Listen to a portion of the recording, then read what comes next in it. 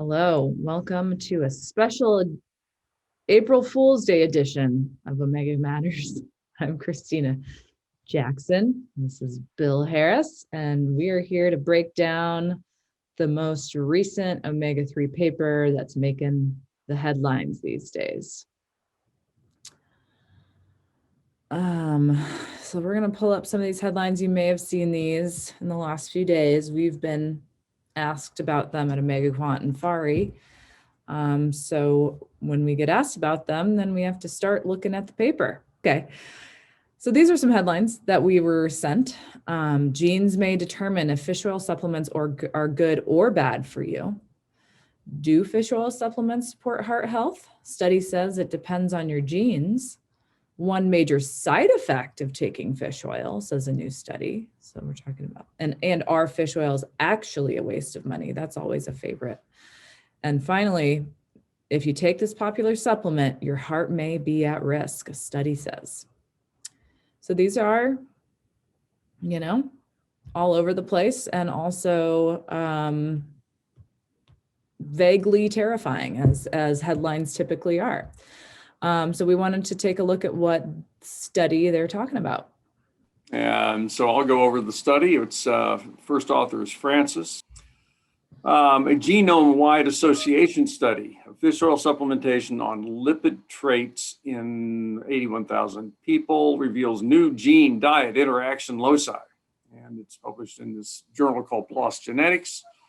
There's a lot of words there that most people don't understand, but in any way, the question they're asking is, to what extent do genetic variations between people affect the response of serum lipids to fish oil supplementation? So we all know taking fish oil lowers triglycerides. It's been known for 40 years.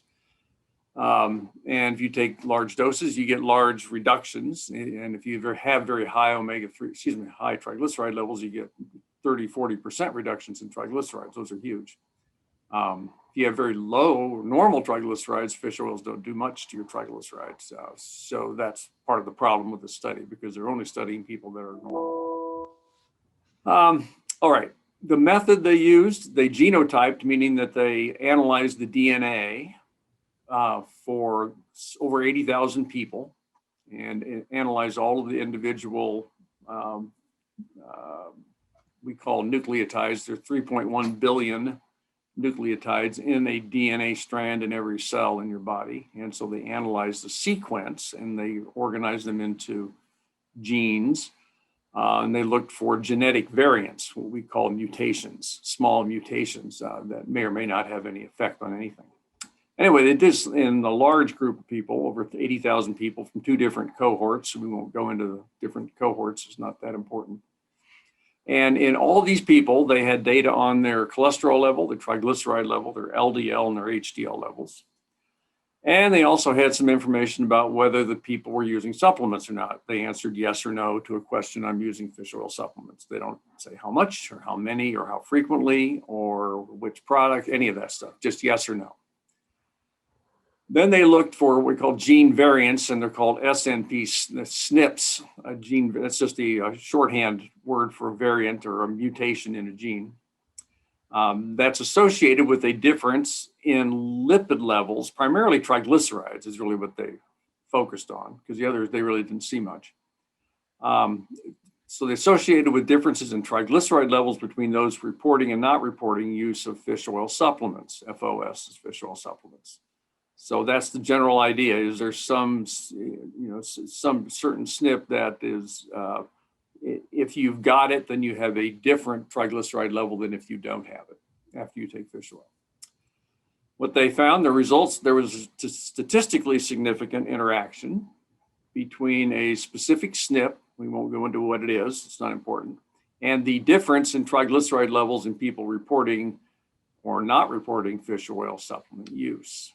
So they found something statistically significant. That will be important in a moment, because when you're dealing with sample sizes of over 80,000 people, you can find a statistically significant difference between group A and B with a completely irrelevant clinically difference in whatever you're measuring. That's what's happened in this study, unfortunately. Just to quote the conclusion of the authors from this I think is from the abstract. This research suggests that interpersonal variation in triglyceride response to fish oil supplements is in part, they don't say what part, unfortunately, because it's probably less than 0.25%, but in part explained by genotype, means your genetic makeup, and that fish oil dose adjustment based on genotype should be investigated. They didn't study this at all, as a means to protect against cardiovascular disease risk, and they didn't study cardiovascular disease risk at all. But this is their wide-ranging, as they discuss this and conclude, they really take this way too far. The biggest problem with this paper actually is the interpretation by the authors of their findings. That's the problem. The data itself is fine. Okay, that's the study. Now let's look at the abstract. Oh, Kristina, you want to take a whack at this? Oh boy. Oh boy. Okay, so we were trying to read this, and we'd read all the journal articles first, and then came to the paper, and we're having a heck of a time trying to figure out how they were connected.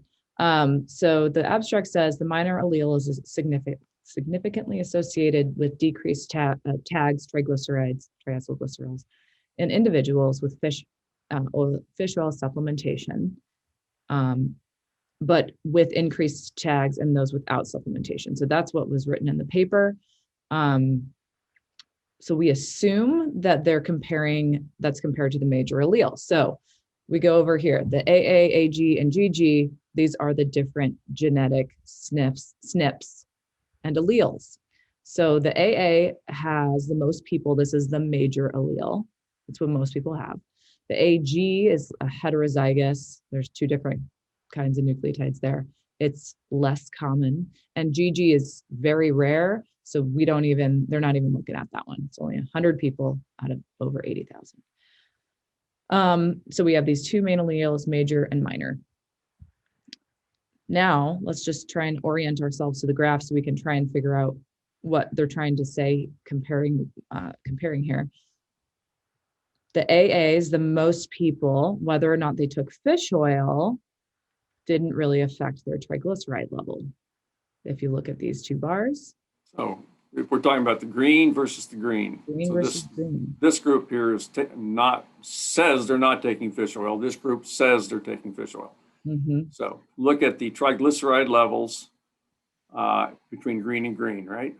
Yeah, just to try and orient ourselves. Essentially no difference. The difference here is technically 1.7 milligrams per deciliter. It's 149 in the non-fish oil people and 150 in the fish oil people.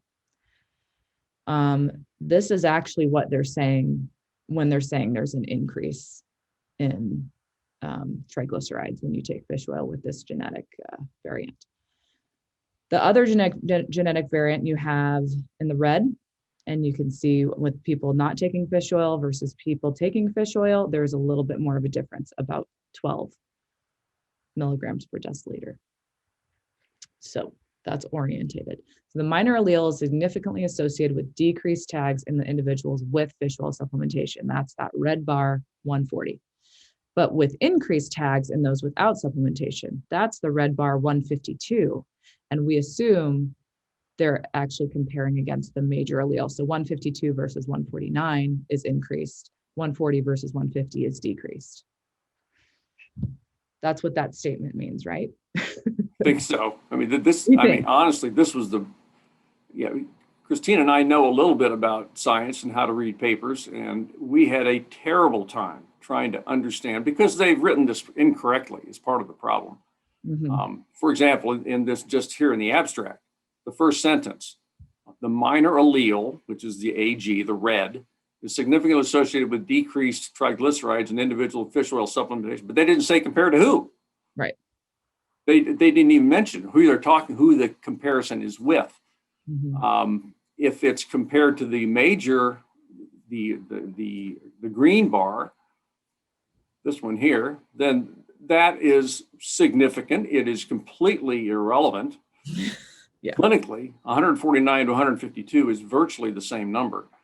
But when you have sample size of 80,000, you can find these become statistically significant and very easy to misunderstand. Then it says that the minor allele, forgive me for just repeating this, I'm just trying to understand it. We're still trying to again. Right. The minor allele is associated with increased triglycerides in those with supplementation. The minor allele, that didn't make sense. Here's the problem. It says the minor allele is blah, blah, blah, but the minor allele is associated with increased triglycerides in those without supplementation. That's this, right? Mm-hmm. Without supplementation. So this is a 3 milligrams per deciliter difference, and they're calling that significant. It's statistically, but not clinically significant. Yeah. The minor allele, back up to the top, forgive us. Minor allele is significantly associated with a decrease in triglycerides in individuals with fish oil supplementation. That's this. So if you got the minor allele, the red, then your triglycerides are lower than if you have the green. Mm-hmm. Fair enough. There's a 10 milligram difference, 140, 150, still completely irrelevant in the clinic. So 10 milligrams, so this is pointing at this one here, the 10 milligram per difference between fish oil supplementation in these two groups. All this really means is that if you're taking fish oil and you have this green genetic characteristic, if you're taking fish oil supplement, your triglycerides are not going to be affected as much as they're affected if you have the red. And the difference is only 10 milligrams, which is virtually nothing. So this is the problem. And then another comment that we have here at the bottom, the extrapolation of these findings, it's a minor difference, very small difference in triglyceride levels to increased risk for heart attacks is completely irresponsible. The authors have gone way, way beyond the data in order to scare people and get headlines, apparently, by interpreting this very, very tiny difference in triglyceride levels as increased risk for heart disease, which is ridiculous. So for context, the triglyceride level context, we've put this into milligrams per deciliter because that's usually what we see it in the US expressed as. So 150 is kind of a cutoff for moderately elevated triglycerides, essentially. Being below 150 is like normal, healthy, better. Getting above 150 is slightly elevated. What's the next cutoff point? Is it 300? Well, 200, 250, or over 500, you're into the very high triglyceride level. Right. So these are numbers that are maybe borderline high, but they are average in the normal range. So, you assume that the triglyceride effect for fish oil is most obvious in people with high levels of triglycerides, which there's going to be some in here, but it's mostly not. And you also assume people are taking a therapeutic dose of fish oil to have that effect, taking consistently. There's issues with self-report and nutrition. No one's surprised to hear that. So you take two assumptions there, and then I think the wording of increased and decreased is problematic because it's really just a higher or lower level. But in the context of clinical use, it's pretty much, it doesn't matter. It's almost irrelevant because the numbers are so close. They might technically be higher or lower from each other, but they're not between 300 and 100. They're between 140 and 152. So there's some context to these numbers that is definitely missing. And it's nowhere in the paper that I saw where they actually put into context what these triglyceride values meant. Right. And then how those actually do relate to heart disease risk, because that's not the clearest line either. No. So here's their actual report, not the abstract, but this is in the body of the paper. Mm-hmm. They say TAG is triglyceride levels were significantly higher in the heterozygotes, that's the AG, the red bars, who did not take fish oil, and then they have this difference in triglycerides. This line should be out. It's wrong. It shouldn't be in the paper. And it said who did not take fish oil versus those who did take fish oil. So that comparison is right here. Red bar, the AG. The difference is 11.7. This red bar to that red bar. So that's about 12 milligrams per deciliter. And hopefully they'll correct this. Fish oil effect, they called it an effect. It's not an effect, it's a difference. You can only see effects when you actually randomize people and put them on fish oil or not, and they didn't do that. Then going on in their writing in this section of the paper with respect to, and this is just a long term for this AG red gene variant. While fish oil supplementation is associated with lower TA triglycerides in heterozygotes in the reds, which they stated up here. Actually, here it says it's higher. Now we're talking about lower. So they're backwards stated. No wonder this is confusing. It has a slight opposite effect. It doesn't have any effect at all. There's no effect here. This is a difference in the AA homozygotes, the green ones. That's why we have the typing in green here. Mm-hmm. And now here we're talking about this 1.7 difference. Where's that? Right here, mm-hmm. The green one. So green to green, no fish oil. And if they're going to call that an increase in triglycerides of less than 2 milligrams per deciliter, this paper should be pulled. Yeah. It's absolutely wrong. And then we just make the comment here, no way can this be construed as an increase in triglycerides with fish oil supplements. That without a controlled intervention, a difference does not mean a change. And we'll talk a little bit more about that. And certainly this difference here with fish oil supplementation on these two different genetic types, this is not an increase, it's a failure to decrease. Mm-hmm. So this is not elevated if you have this particular SNP. It's just you don't really get you didn't get a treatment effect. You didn't get an effect on triglycerides if you were in this green group, which is fine. That's different than raising triglycerides, which is what they're trying to say. Right. And that's a total misunderstanding here. Let me go on to this. Tina, you want to take this one now? This is from the press release. So there's some of the quotes.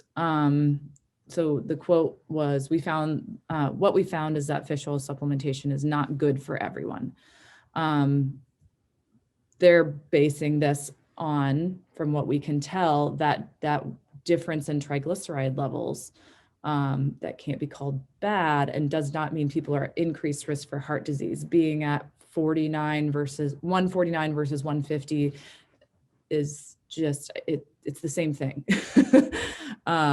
So interpreting that slight increase, as they say, as being at increased risk, increased triglyceride levels is pretty off. It just has not the right context. It's just talking about statistics, and it doesn't take it to the clinical, like, common sense realm. And then they go on to say it depends on your genotype. If you have a specific genetic background, then fish oil supplementation will help lower your triglycerides. But if you don't have the right genotype, taking a fish oil supplement actually increases your triglycerides. So just what we were saying, that is a very extreme interpretation of what they found here. There's what they should have said was it didn't lower them. Yes, it does not increase them. That's completely irrelevant, completely wrong. Yeah, the increased side is just flat out wrong. Not seeing the effect in the dominant phenotype with people who reported taking fish oil is more of what you would focus on in this study. It's still making a lot of assumptions about whether or not that fish oil was therapeutic or even needed.